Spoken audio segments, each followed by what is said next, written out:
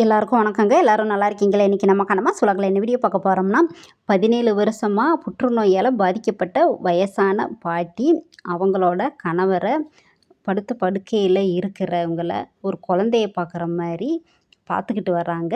அது 1 நாள், 2 நாள், 1 மாதம், 2 மாதம் இல்லைங்க. 10 வருஷ காலமாக பாட்டி பார்த்துக்கிட்டு இருக்காங்க. இந்த வீடியோவை தயவு செஞ்சு ஸ்கிப் பண்ணாமல் பாருங்கள். முடிஞ்ச வரைக்கும் ஷேர் பண்ணி விடுங்க. இவங்க வேறு யாரும் இல்லைங்க, எங்கள் அவ்வா தாத்தா தான்.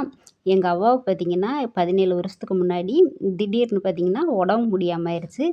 உடம்பு முடியாமல், சாப்பிட முடியாமல், வாந்தி எடுத்துக்கிட்டு ரொம்ப முடியாமல் இருந்தாங்க. அப்போ ஆஸ்பத்திரியில் போய் செக் பண்ணி ஸ்கேன் எல்லாம் பண்ணி பார்க்கும்போது பித்தப்பையில் கேன்சர் கட்டியிருக்குன்னு சொல்லிட்டாங்க.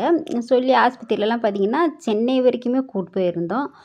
போய் சென்னையில் போய் இந்த கேன்சருக்குன்னு தனியாக ஸ்பெஷலிஸ்ட் இருக்காங்க பார்த்தீங்களா, அவங்கக்கிட்ட போய் பார்க்கும்போது அவங்களே சொல்லிட்டாங்க. பார்த்துட்டு அந்த ரிப்போர்ட் எல்லாமே எங்கள் அவ்வாவை செக் பண்ணி பார்த்துட்டு 3 மாதம் இல்லைன்னா 6 மாதம்தான் இவங்க உயிரோடு இருப்பாங்க. வேறு ட்ரீட்மெண்ட்டே வேண்டாம். நீங்கள் அவங்க கேட்குறதெல்லாம் வாங்கி கொடுங்க. சாப்பிட்டு இருக்கிற வரைக்கும் நல்லா சந்தோஷமாக இருக்கட்டும் அப்படின்னு சொல்லி திருப்பி அனுப்பிச்சிட்டாங்க. வீட்டுக்கு வந்தாச்சுங்க. வந்ததுக்கப்புறமா எங்கள் மாமா தெரிஞ்சவங்ககிட்ட, சொந்தக்காரவங்க, ஃப்ரெண்ட்ஸுக்கிட்ட எல்லார்ட்டையுமே கேட்கும்போது, அப்புறம் எங்கள் மாமா கூட படித்த ஒரு அண்ணன் இருக்காங்க. அவங்ககிட்ட கேட்கும்போது அவர் தான் சொன்னார், "ஒன்றும் பிரச்சனை இல்லைடா, நீ அம்மாவை கூப்பிட்டு வா. இந்த மாதிரி சார் இருக்கார், அவர் சரி பண்ணி விட்டுருவார், நீ கவலைப்படாத" அப்படின்னு சொல்லிட்டாருங்க. டாக்டர் பேர் பார்த்தீங்கன்னா ராஜ்குமார். ராஜ்குமாருன்ற பேருக்கு ஏற்ற மாதிரி அவர் நல்லா ராஜா மாதிரி இருப்பாருங்க. நல்லா கைராசியான டாக்டர். கலகலன்னு பேசுவார். அந்த பேச்சுலேயே நம்ம உடம்புல இருக்கிற நோய் எல்லாமே போயிடும். அந்தளவுக்கு எங்கள் அவ்வாவெல்லாம் பார்த்திங்கன்னா தட்டி கொடுத்து அடித்து, வேலைக்கு போகாதானே, வேலைக்கு ஏமா போகிற அப்படின்னு அடித்து பேசுவாருங்க. தட்டி கொடுத்து அவ்வளவு பாசமாக பேசுவார். டாக்டர்னால் அந்த மாதிரி தான் இருக்கணும். அவர் பேச்சுலேயே பார்த்திங்கன்னா உடம்பு சரியாயிரும். எங்களுக்கு பார்த்திங்கன்னா 17 வருஷமாக அவர் எங்களோட குடும்ப டாக்டருங்க. அந்தளவுக்கு நம்ம குடும்பத்தில் விசேஷம் எதாக இருந்தாலும் வருவாங்க. அவங்க வீட்லேயும் விசேஷம்னா நம்மளும் போவோம். அந்தளவுக்கு உறவு முறையில் ஒரு சொந்தம் வந்த மாதிரி இருக்கும். ரிப்போர்ட்டு எல்லாமே பார்த்துட்டு பித்தப்பையில் தான் கட்டி இருக்குது ஒட்டி, அதனால் அந்த கட்டியெல்லாம் எடுக்க முடியாது, நம்ம வேணும்னா உணவு குழாய் வச்சிடலாம் அப்படின்னு பெரிய ஆப்ரேஷனுங்க. அந்த தொப்புளிலிருந்து மேலே வரைக்கும் நெஞ்சு வரைக்குமே பெரிய ஆப்ரேஷனு. நல்லபடியாக பார்த்திங்கன்னா அந்த உணவு குழாய் வச்சு ஆப்ரேஷன் முடிஞ்சு ஒரு 2, 3 நாள் 4 நாள் வரைக்கும் பார்த்திங்கன்னா, அப்போ வந்து பார்த்திங்கன்னா உசிலம்பட்டியில் தான் கிளினிக் இருந்தது டாக்டர் அண்ணனுக்கு.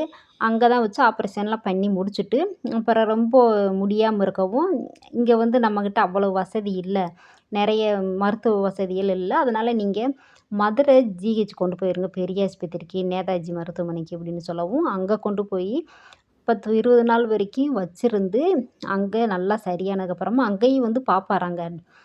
டாக்டர் வந்து அடிக்கடி வந்து பார்த்துட்டு, டாக்டர்லாம் பார்த்து பேசி நல்லா கவனிச்சுக்கோங்க அப்படின்னு சொல்லிட்டு தான் வருவாராம். எங்கள் அவ்வாவை பார்த்து தட்டி கொடுத்து, "ஒன்றும் பிரச்சனை இல்லைம்மா, சரியாயிரும், தைரியமாக இருங்கம்மா" அப்படின்னு சொல்லிட்டு வருவாராங்க. அந்தளவுக்கு நல்ல மனுஷன். ரூ. 1 கூட ஃபீஸ் வாங்கலைங்க. ஆப்ரேஷன் பண்ணிவிட்டு ரூ. 1 கூட ஃபீஸே வேண்டான்னு சொல்லி ஃப்ரீயாக தான் செஞ்சு விட்டார். அந்த மாத்திரை மருந்து, ரூம் வாடகை இதுக்கு மட்டும்தான் டாக்டர் அண்ணே வாங்கினாங்க ஃபீஸு. மற்றபடி நீங்கள் நல்லா இருக்கணுங்கம்மா, எங்கள் அம்மா மாதிரி இருக்கீங்க, எங்கள் பாட்டியோட பேர் உங்கள் பேர் அப்படின்னு சொல்லி தட்டி கொடுத்து நல்லா பாசமாக பேசுவாராங்க. அந்தளவுக்கு இந்த காலத்துலேயும் பணம் பத்தும் பேசுன்னு சொல்லுவாங்க. ஆனால் பணமே வேண்டான்னு இந்த காலத்துலேயும் ஆப்ரேஷன் பண்ணி விட்ருக்காங்க டாக்டரு. உண்மையிலேயே பெரிய விஷயந்தான். எங்களுக்கு இந்த மாதிரி டாக்டர் அண்ணே கிடச்சது நாங்கள் கொடுத்து வச்சுருக்கணுங்க. இதெல்லாம் எந்த ஜென்மத்தில் செஞ்ச புண்ணியமாக தெரியல. டாக்டர் அண்ணே எங்களுக்கு கிடச்சிருக்காரு. தேனி கானாவளுக்கு ஜிஹெச்சில் டாக்டர் அண்ணே பெரிய டாக்டராக இருக்காங்க. ஏழை எளிய மக்கள், வயசானவங்க, கஷ்டப்படுறவங்க எல்லோரும் வந்தாங்கன்னா அன்பாக ஆதரவாக பேசி ஆப்ரேஷன் வந்து நல்லபடியாக செஞ்சு விடுவாருங்க. அந்தளவுக்கு நல்ல மனுஷன். டாக்டர் அண்ணனை எல்லோரும் வாழ்த்துங்க, அவங்க குடும்பம் நல்லா இருக்கணும்னு. சொந்தமாக ஆண்டிபட்டியில் அண்ணனோட அம்மா பேரில் அமராவதி மருத்துவமனை நடத்திட்டு இருக்காங்க. ஆண்டிபட்டி வந்தீங்கன்னா அண்ணங்கிட்ட வந்து ட்ரீட்மெண்ட் எடுங்க. கடவுள் பார்த்திங்கன்னா மனித ரூபத்தில் தான் வருவாங்கன்னு சொல்லுவாங்க. உண்மைதாங்க. கடவுள் வந்து டாக்டர் ரூபத்தில் வந்து எல்லாருக்கும் மனித ரூபத்தில் சேவை பண்ணிக்கிட்டு இருக்காங்க. அது உண்மை தான். டாக்டர் தொழில் இருக்கிறவங்க எல்லாருமே பார்த்திங்கன்னா கடவுள் தாங்க. எத்தனையோ கோடி ஜனங்களை உயிரை காப்பாற்றிக்கிட்டு இருக்காங்க. டாக்டர்னே பார்த்திங்கன்னா எங்கள் அவ்வாவுக்கு 3 மாதம் இல்லைன்னா 6 மாதம்தான் உயிரோடு இருப்பாங்கன்னு சொல்லி தான் ஆப்ரேஷன் பண்ணாருங்க. ஆனால் பார்த்தீங்கன்னா இத்தனை வருஷமாக 17 வருஷமாக இன்னும் உயிரோடு இருக்காங்க. டாக்டர் இன்னும் ஆச்சரியப்படுறாங்க. ரொம்ப கைராசியான டாக்டரு. தேனி மாவட்டத்தில் இருந்தீங்கன்னா எங்கள் ராஜ்குமார் டாக்டர் அண்ணங்கிட்ட வந்து பாருங்கள். நல்லா பார்த்தீங்கன்னா பேசியே தோளில் தட்டி கொடுத்தே சரி பண்ணிடுவார். எந்த பிரச்சனையாக இருந்தாலும் அந்த மாதிரி கைராசியான டாக்டர் அண்ணன். அண்ணன் குடும்பத்தோடு நல்லா இருக்கணும்னு எல்லாருமே ஆசீர்வாதம் பண்ணுங்க. அவ்வாவே பார்த்தீங்கன்னா முடியாதவங்க.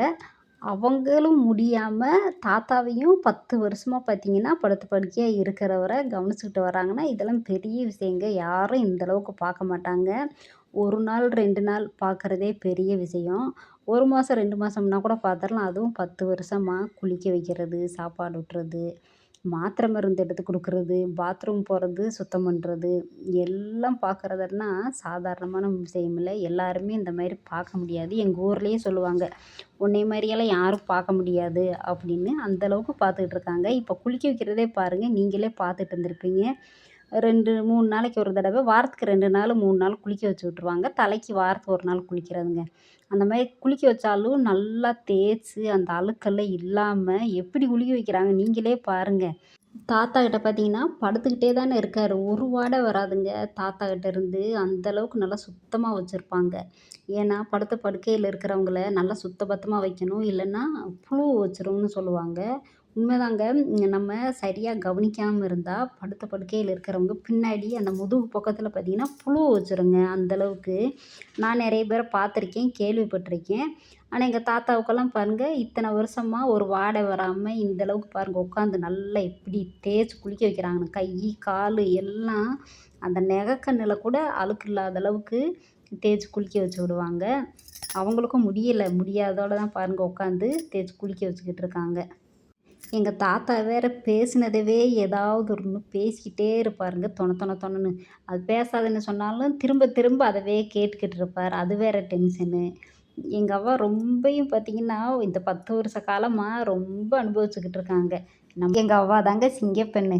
சிங்கப்பெண்ணுன்னா எங்கள் அவ்வாவை சொல்லலாம்.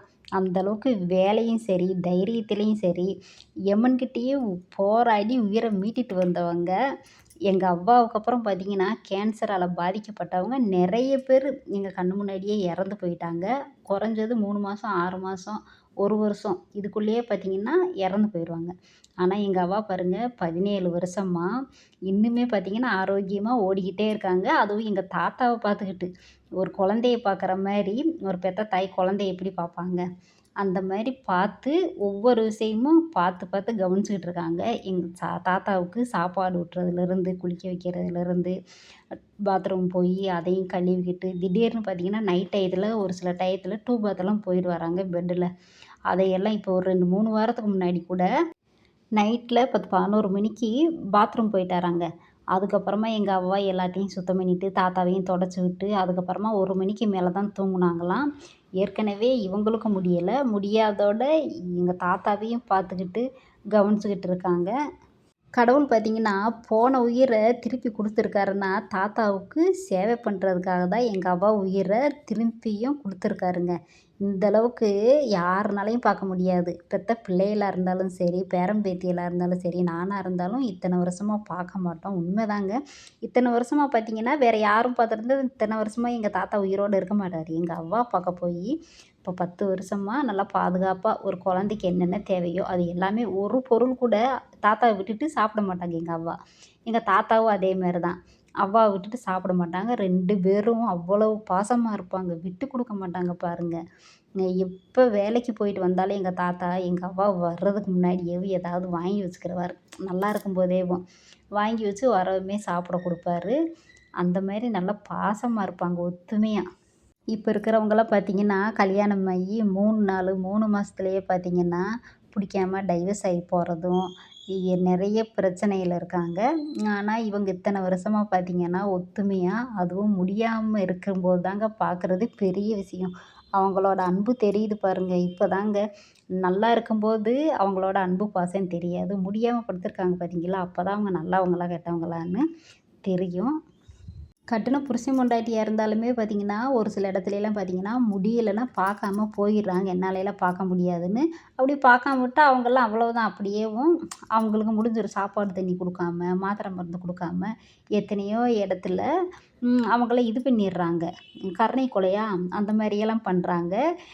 எங்க அவ்வா பொத்தி பொத்தி தாத்தாவ பார்த்துக்கிட்டு இருக்காருங்க. ஒரு குழந்தைய பார்க்குற மாரி அந்த அளவுக்கு பார்த்துட்டுருக்காங்க. காலையிலே வெள்ளனாவே பார்த்தீங்கன்னா, எல்லாம் செஞ்சு குடுத்துருவாங்க. சாப்பாடு ஊட்டி விட்டுருவாங்க. பொழுதன்னைக்கு ஊட்டுன மாரிக்கு தான் இருப்பாங்க. எதையாவது ஒண்ணு குடுத்துக்கிட்டே தான் இருப்பாங்க. குடுத்தா பாத்ரூம் போயிட்டு தானங்க இருப்பாங்க. வயசானவங்க மாத்திரை மருந்து சாப்பிடுறது பசியும் எடுக்கும். தாத்தா ஆனா முன்ன மாரி இப்ப சாப்பிடுறது இல்லங்க. இப்ப ஆரம்பத்துலலாம் பார்த்தீங்கன்னா, 5, 6 தடவ கூட கொஞ்சம் கொஞ்சமா ஊட்டி விட்டுக்கிட்டே இருப்பாங்க. இப்ப ஊட்டுனாலும் அளவா தான் சாப்பிடுறாங்க. என்னன்னு தெரியல. கொஞ்சம் கொஞ்சம் தான் சாப்பிடுறாங்க. அப்படி இருந்தாலுமே வேண்டான்னு சொன்னா கூட, "இந்தா சாப்பிடு, சாப்பிடு, சாப்பிடுன்னு" ஏதாவது ஒண்ணு குடுத்துக்கிட்டு ஊட்டி விட்டுட்டு தான் இருப்பாங்க. எங்க தாத்தாவும் பார்த்தீங்கன்னா, "நீ சாப்பிடு" அப்படின்னு சொல்லுவாங்க. 2 பேரும் மாத்தி மாத்திங்க அவ்வளோ அன்பு பாசமா நமக்கே பொறாமையா இருக்கும். இந்த வயசுலயும் எவ்வளவு பாசமா, அன்பா இருக்காங்க அப்படின்னு. எங்க அவ்வாவ பார்த்தீங்கன்னா, 5, 6 தலைமுறைய பார்த்தவங்க. எங்க அவ்வாட்ட வந்து எல்லாரும் வந்து ஆசீர்வாதம் வாங்குவாங்க. சுமங்கலியா இருக்கிறவங்க, குழந்தை பாக்கியம் வேணுன்றவங்க எல்லாரும் வந்து எங்க அவ்வாகிட்ட கால்ல விழுந்து ஆசீர்வாதம் வாங்கிட்டு போனா நல்லாயிருக்கும் அப்படின்னு அவ்வா தாத்தா திண்ணூறு வச்சு விடுவாங்க. எங்க அவ்வா தாத்தா பிடிச்சிருந்தா லைக், ஷேர், கமெண்ட் பண்ணுங்க. பாய்.